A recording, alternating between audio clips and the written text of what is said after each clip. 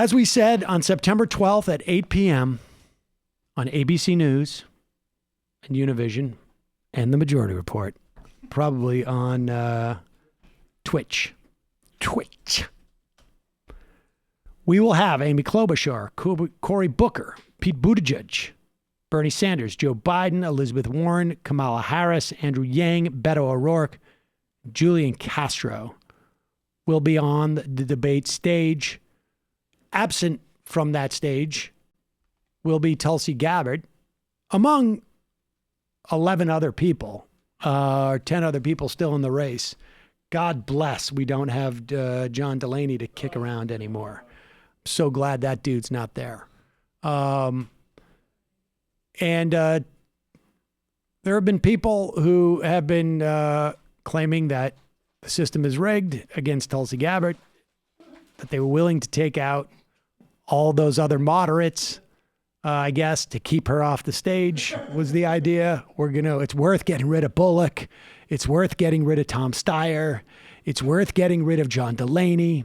It's worth getting rid of, who else is it? Seth Moulton, I think he dropped out. Slalwell,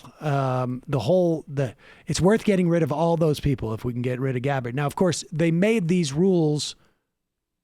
I think a lot of people assumed that she would make it, frankly. I certainly was one who thought that she would. She has no life. But she is not dropping out, and good.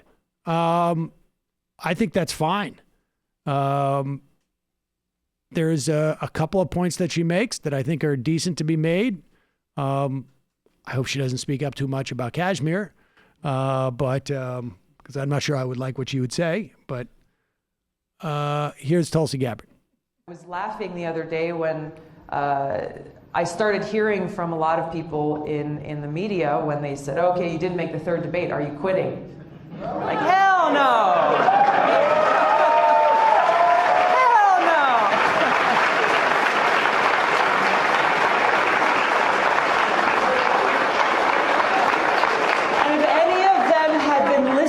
To what I've been saying about what this movement is about and why I'm running for president and what is at stake, they would understand why we are here and why we will never quit. That's good. I mean, I think I would much rather her staying in the race than John Delaney. I mean, no kidding. And frankly, I'm all for fewer debates with fewer people, but I'm for more debates with fewer people. Fewer and fewer, sir. But Amy Klobuchar and not Tulsi Gabbard, give me a break. Well, it's just a numbers. It's just a numbers thing. I know, but I of course, if you go down that rabbit hole, there's a whole dispute about which numbers you're looking at. And I'll just say it's like you with Brexit, although I will say Brexit is far more important than this. I don't know, and I don't care. No, at the beginning of this process, they picked a bunch of polls that were going to be polls that they used to assess, and they were going to look at donation numbers. And but how is Klobuchar? I mean, Klobuchar is at 1% in the polls. She's a senator. Well, that's a different criteria. They didn't say that. No, I'm saying that's what I think explains her poll numbers. But she's at 1% in the polls. I'm saying her polling average is literally at 1%. I thought donor base though, because 1-2. Well, I don't like. So the weird thing is, like, Klobuchar had Minnesota entirely locked down. That map was purple for her. It was certain polls. In terms of it was certain polls. So it's not just the poll number. They said these are polls that we look at, and these are not. Frankly, I would have preferred 8 people, so that you would lose Klobuchar, and frankly, you would probably lose Castro. It looks like in terms of numbers. You wouldn't lose Yang, frankly. Yang has gotten himself right to the mid tier. I mean, he's done that. Yep. But I just, to me, it's like, if we're having Castro and Klobuchar as a qualitative assessment, have Tulsi Gabbard. Well, that's the whole point. It's not a qualitative assessment. It's quantitative. Right. Which is, I guess. Same beanbag. It's quantitative in the sense that the Washington Post fact checkers are quantitative. I mean, no, it's not. I don't know about that. Look, I know you have more trust in it than I do. Well, I'm not what's sure. the trust? It was announced. We knew this 6 weeks ago. If you go into this rabbit hole, there's a reason some people are whining about it. I don't care. I don't care. I know there's a reason why people are whining about it. Well, but they it's not. say that there's different polls, there's different But this was all predetermined before. I understand, but they're still deciding. There's still at some point somebody deciding what is and isn't going to make it through. Of course. Right. But the rules are set 6 to 8 weeks ago. Yeah, guess what? Those people are way more threatened by Bernie Sanders than they are by Tulsi. This is an important part for the Tulsi fans. Like those people that are fixing all this allegedly are way more threatened by Bernie Sanders. He's still beating it. So you know. Yeah, I mean that's the thing. He's beating this is this is what I think is problematic. It's one thing because we're getting into this sort of the rigged thing again, which was incredibly destructive, but also incredibly inaccurate. 6 weeks ago, they say, if you score above a certain threshold in these, 12 polls, or 3 of these 12 polls, because we're choosing which polls we're going to go by, because you can't start your own polling outfit and say, look, I got 6%.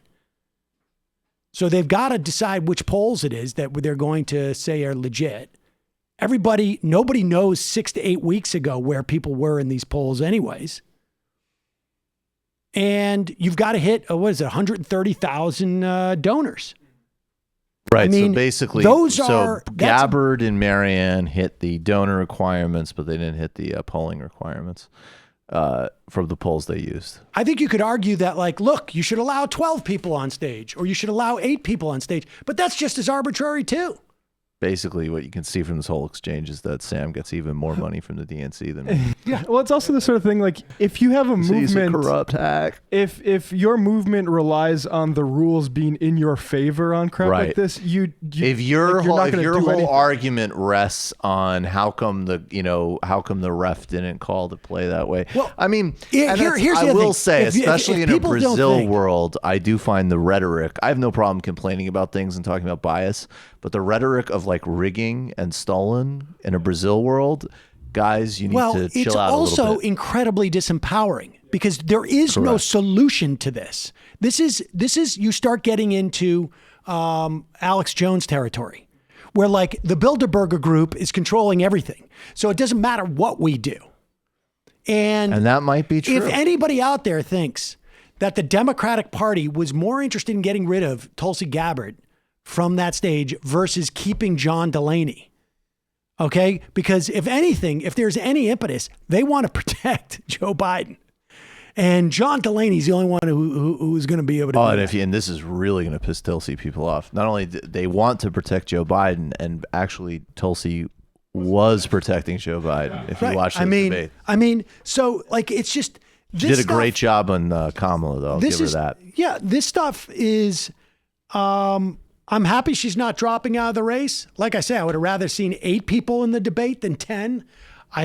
For all I care, I don't have to hear anything that Amy Klobuchar says for as long as I live.